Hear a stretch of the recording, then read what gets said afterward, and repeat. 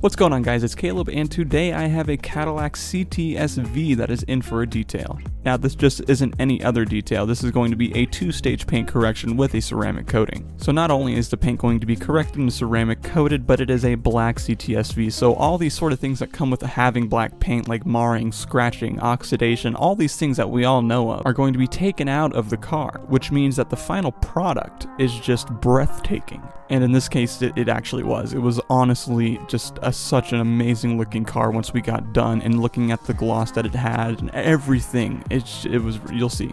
To start things off though, we're going to go ahead and do the wheels as we usually do. There is a little thing here you guys are going to see. One of the wheels is actually black instead of chrome. And this is because the previous owner had the wheels colored black, and the owner now is trying to get rid of that so that way you can actually have the nice chrome wheels. So anyways, we're using P&S Brake Buster and my hand pump foam spray, and we're going to go ahead and get these wheels looking nice and pretty. So before we go any further, please go ahead and like the video for me. That would help out a lot. And go ahead and press subscribe if you like this sort of content. I upload weekly here, and if you press that bell right next to the subscribe button, you will know every single time I upload. And without further ado, let's go ahead and get on with the show.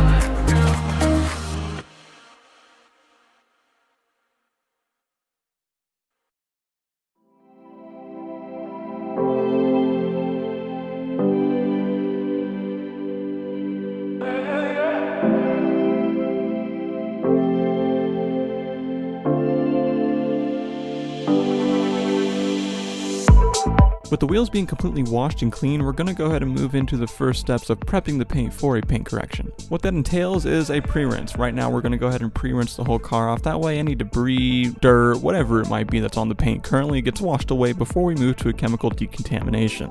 And our product for today with chemical decontamination is going to be Meguiar's Garage's Iron and Fallout Remover. There's really nothing too special about this product other than it really is a great price point for the kind of product it is, because iron removers can be pretty expensive, give or take, and this one comes in around 28 to 30 bucks for about 35 ounces of product, which is actually pretty solid, as well as the gallon bottle of this thing goes for around 70 bucks, which usually you can see these things going for anywhere between 100 to 150.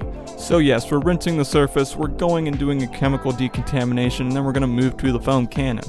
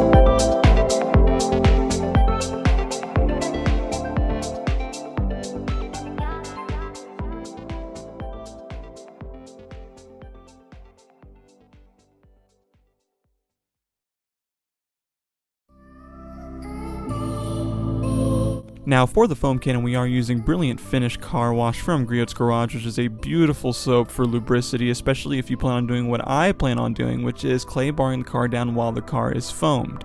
This is a really good method if you ever plan on clay barring a car. Whenever you foam it down, the lubrication that the soap offers is actually super good. You don't have to worry about much of any clay lube or anything like that.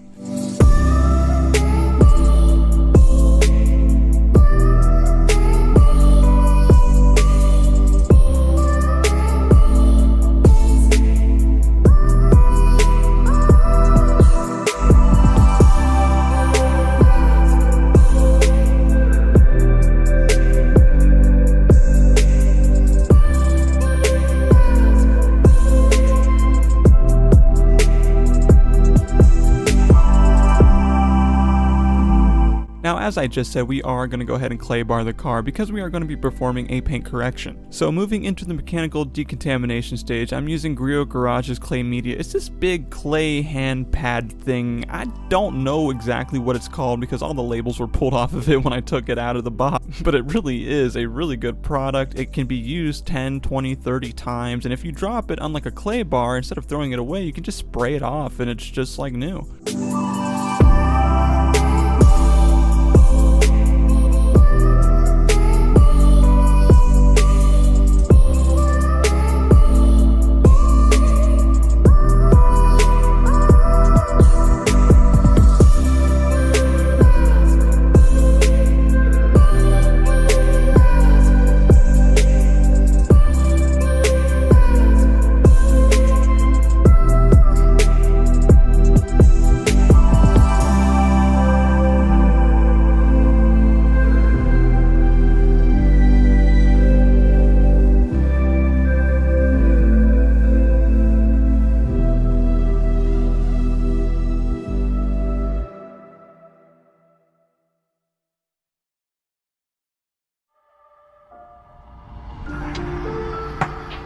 We're gonna go ahead and hand wash the car, but before I do anything, I am in direct sunlight somewhat. It is a cloudy day, but there are pieces and bits of sun rays that are popping out of the cloud. So in order to overcome any kind of water spots that might be there, even though we're already gonna do a paint correction on it and get rid of those, go ahead and foam down the car. That way, in case anything dries, it's just dry soap. Whenever you go to rinse it off with your pressure washer, it resudifies, if that's a word, and the soap just rinses right off and it doesn't become any kind of stain.